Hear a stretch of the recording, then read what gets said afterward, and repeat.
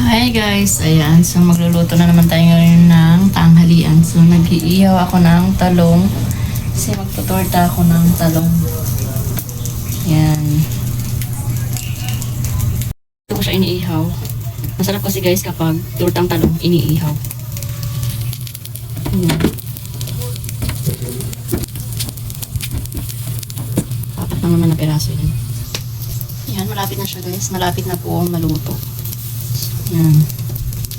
Mas gusto ko kasi, mas masarap kasi ito talaga kaysa lalagain mo siya. Para nawawala yung lasa niya kapag nilalaga. Mas masarap talaga siya kapag iniihaw.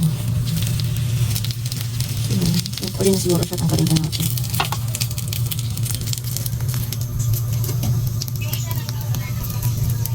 Yan. So, pwede na rin. Lagyan na natin. So, madali lang naman. Hindi mo siya ganun katagal. So, malambot na siya. Yung dulo na lang.